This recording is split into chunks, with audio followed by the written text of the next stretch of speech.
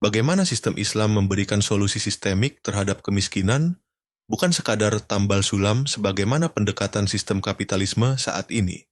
Kemiskinan bukanlah takdir, melainkan buah dari diterapkannya sistem ekonomi kapitalis yang menjadikan kekayaan hanya berputar di kalangan elit.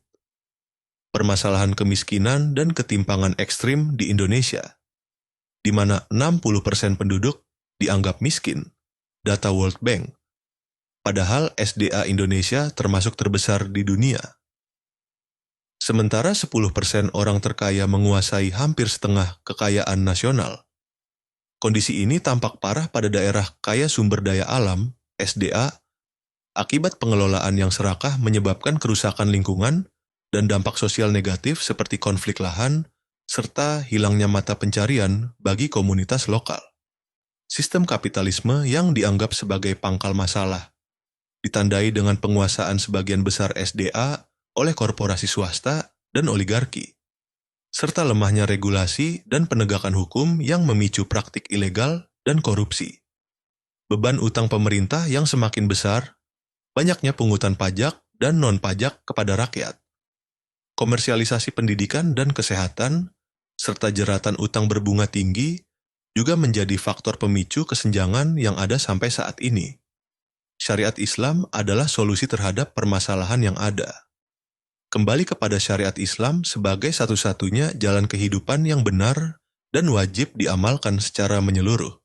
Dalam Islam, kebutuhan pokok individu seperti rumah, pakaian, makanan, dan rasa aman dijamin oleh negara melalui mekanisme pengaturan sistem ekonomi yang sesuai dengan aturan Allah. Islam memberikan solusi untuk memutus akar kemiskinan dari hulu hingga hilir, dengan sistem distribusi yang adil serta menjamin kebutuhan pokok tiap individu, meniadakan sistem riba yang mencekik rakyat, dan mengganti pajak eksploitatif dengan mekanisme zakat, kharaj, jizyah, dan fai yang adil. Pentingnya kepemimpinan Islam yang amanah dalam mendistribusikan kekayaan negara. Ketika daulah Islam tegak, maka negara akan bertanggung jawab penuh menjamin sandang, pangan, dan papan setiap warganya. Bukan seperti sekarang, rakyat justru disuruh mandiri di tengah ketimpangan struktural.